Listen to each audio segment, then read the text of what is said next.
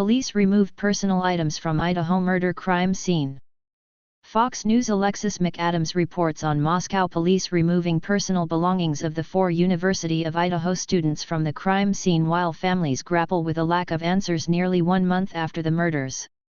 Moscow, Idaho. Just hours after Moscow, Idaho, police personnel removed some of the victims' personal belongings from the crime scene. Law enforcement and forensics experts began weighing in about the decision to do so, with some warning there's no turning back.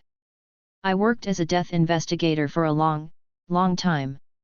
It's important for families to have something to hold on to. They need those things, said longtime forensics expert Joseph Scott Morgan. But, you don't want to do anything that is going to be to the detriment of the case. Because you cannot predict what is going to happen months from now, a year from now, when this person is caught and they go to trial. On Wednesday, Moscow Police Chief James Fry and other law enforcement officers packed some, but not all, of the victims' belongings from inside the crime scene at 1122 King Road. More than 3 weeks ago, on November 13, University of Idaho students Ethan Chapin, Xana Kernadal, both 20, and Kylie Goncalves and Madison Mogan, both 21, were discovered fatally stabbed on the 2nd and 3rd floors of the home. University of Idaho students killed, a timeline of events.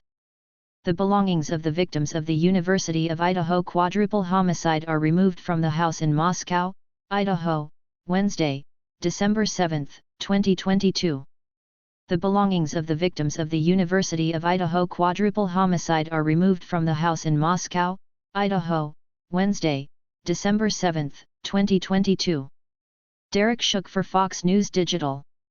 The case remains unsolved, and the murder weapon has not been recovered, police have said. Officials previously noted that the items that were removed from the crime scene are no longer needed for the investigation and would be taken to a secure location for the family to collect. Idaho police search for white Hyundai Elantra in Moscow college murder case. Police move the belongings of 4 slain University of Idaho students into a storage facility. Video. Morgan, one of the nation's foremost forensics investigators, told Fox News Digital Thursday he felt police had released the items from the crime scene too soon. Speaking generally, Morgan explained that an offender who is using a knife to assault or kill someone will leave remnants of cast-off while carrying out the stabbing motions. Placeholder. Police move the belongings of 4 slain University of Idaho students out of their house. Video. As they withdraw the knife, droplets of blood travel through the air, he explained. Now, sometimes these droplets can't be fully appreciated. You can't see them necessarily. And that droplet may deposit itself on just some kind of arbitrary item in a room. But once the item has been removed from the spot where it sat during the course of the crime, he said, you can never go back and place that item in its original orientation. Police remove victims' belongings from House of Idaho murders. Video. You lose all context, Morgan added. You can't go back and say, well, we missed this. We're going to place it back here. The distinguished scholar of applied forensics at Jacksonville State University called the decision to remove some of the victims' belongings a big thing. That's why this is so significant for me as a forensics person. Idaho police pack up Moscow murder victims' belongings at crime scene. The belongings of the victims of the University of Idaho quadruple homicide are removed from the house in Moscow, Idaho, Wednesday, December 7, 2022. The belongings of the victims of the University of Idaho quadruple homicide are removed from the house in Moscow, Idaho, Wednesday, December 7, 2022. Derek Shook for Fox News Digital. Morgan wondered what the urgency was to remove the victims' possessions. Items that the family would like to have, how does that trump practical necessity? He said. What's it going to hurt to lock this thing down for a longer time just to make sure everything has been considered?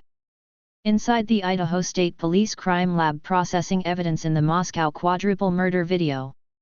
Former FBI Special Agent Jonathan Gilliam expressed similar concerns regarding the decision, adding, from an evidentiary standpoint, the crime scene had been altered. And that's a problem.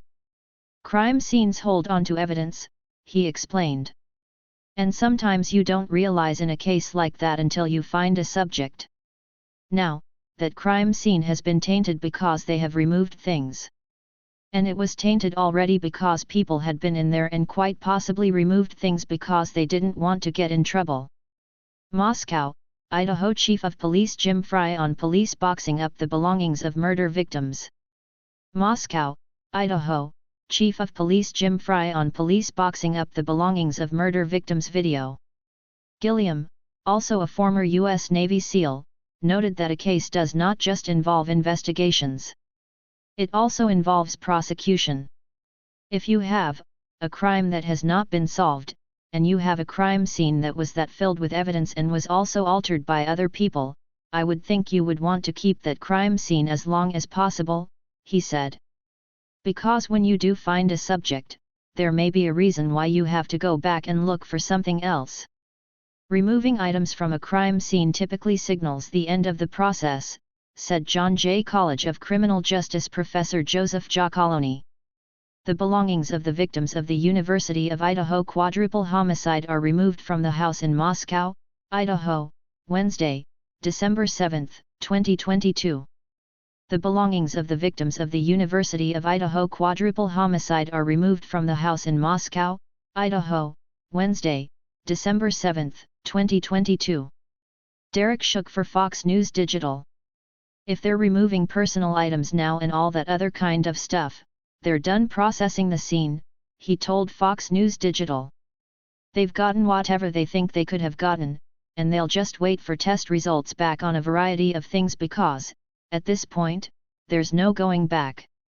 Chief Fry spoke to reporters outside the home Wednesday and said he and other personnel had taken some of the things the family wanted and other belongings that were there. We owe this to the families. We owe this to the victims, he said. We owe this to our community. Belongings of the victims of the University of Idaho quadruple homicide are removed from a house in Moscow, Idaho, Wednesday, December 7, 2022. Belongings of the victims of the University of Idaho quadruple homicide are removed from a house in Moscow, Idaho, Wednesday, December 7, 2022. Derek Shook for Fox News Digital.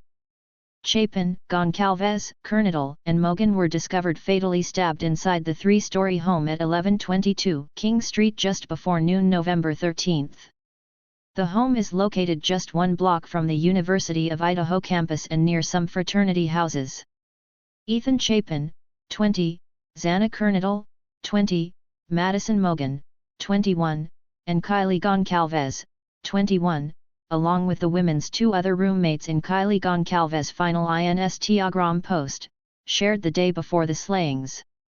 Ethan Chapin, 20, Xana Kernodle, 20, Madison Mogan, 21, and Kylie Goncalves, 21, along with the women's 2 other roommates in Kylie Goncalves' final Instagram post, shared the day before the slayings. At Kylie Goncalves/Instagram. Officials have said they believe the victims were asleep when they were attacked between 3 and 4 a.m. Each victim suffered several stab wounds, and some showed signs of trying to defend themselves. 2 other roommates were on the bottom floor of the home and survived, police said. The victims of the November 13 University of Idaho killings. The victims of the November 13 University of Idaho killings. Instagram at Xana Kernodle / at Maddie Mogan / at Kylie Goncalves.